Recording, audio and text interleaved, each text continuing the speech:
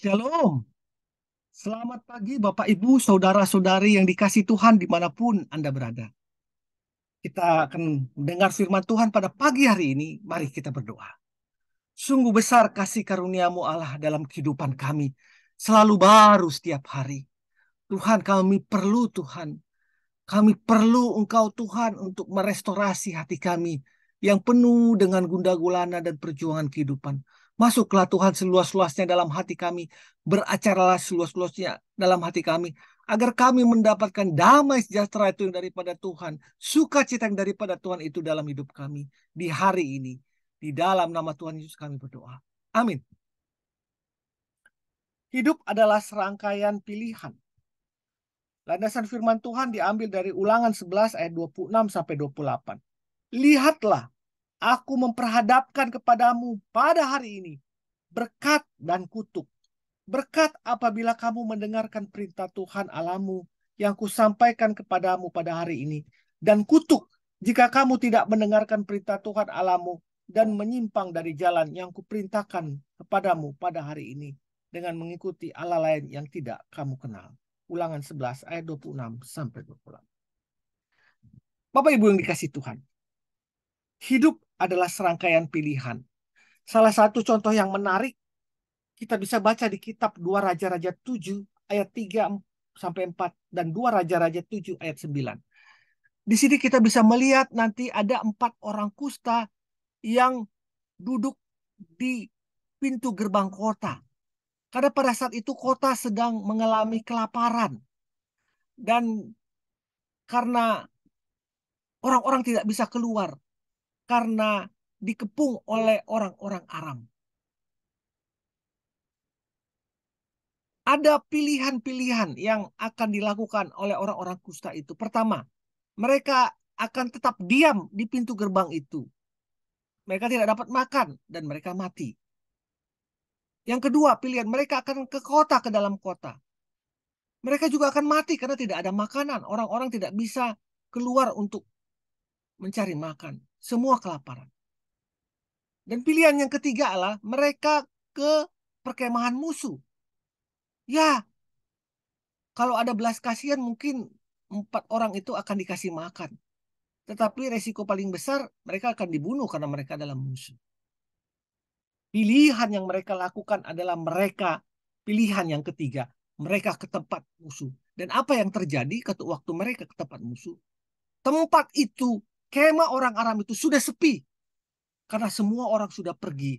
Tuhan membuat orang-orang Aram itu pergi karena mereka seolah-olah mendengar banyak derap pasukan kuda yang sehingga yang akan menyerbu mereka dengan jumlah yang sangat besar dan mereka akhirnya pergi. Itu perbuatan Tuhan. Dan kota itu dan kemah itu kosong dan yang tinggal adalah makanan-makanan yang berlimpah luas dengan stok-stok makanan yang cukup banyak. Mereka bisa makan dan mereka makan. Pilihan yang kedua, akhirnya mereka berembuk.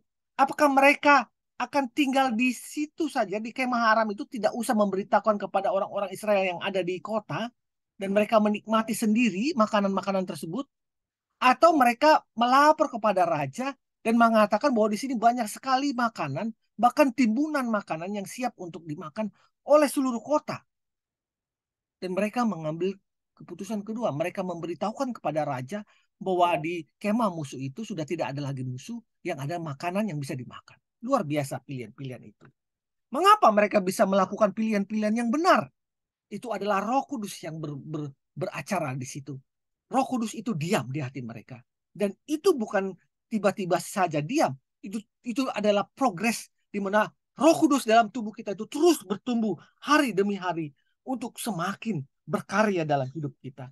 Jika kita mempunyai hubungan pribadi dengan Allah yang baik. Untuk itu lakukanlah hubunganmu dengan Allah secara pribadi. Baca firman kepada Tuhan. Berdoa. Mempunyai hubungan.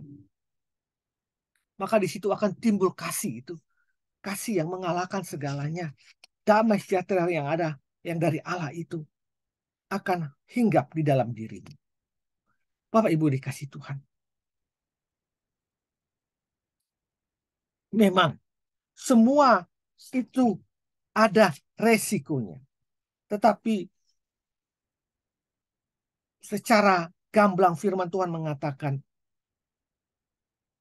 salah satu cara untuk kita mendasarkan semua pertimbangan yang akan kita ambil itu adalah dengan kasih, dengan pengetahuan yang benar, ya.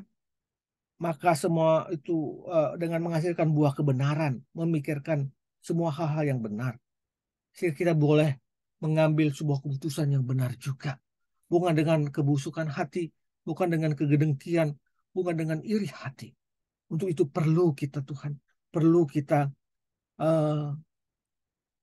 memberikan waktu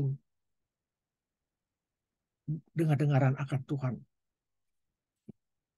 Bapak Ibu dikasih Tuhan, kasih haruslah menjadi tolak ukur dalam kehidupan kita. Menjadi batu timbangan yang utama dalam hidup kita. Di dalam kita membuat keputusan. Apakah yang kita pilih dan putuskan bertentangan dengan prinsip kasih kepada Tuhan? Apakah keputusan yang kita ambil itu bertentangan dengan sesama dan diri sendiri? Dengan hanya berlandaskan kasih, kita akan dapat terhindar dari banyak kesalahan dan masalah pada waktu kita mengambil keputusan. Sebaliknya, jika kita banyak mendapat dukungan kekuatan melakukan apa yang sudah kita putuskan dengan hanya keegoan kita, dengan hanya memikirkan pesaing-pesaing kita dan lain sebagainya, maka keputusan-keputusan yang kita ambil itu ada keputusan-keputusan yang salah. Untuk itu, mari saudara-saudara, janganlah sama seperti anak-anak dalam pemikiranmu. Jadilah anak-anak,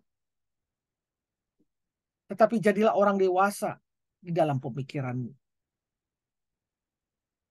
1 Korintus 14 ayat 20.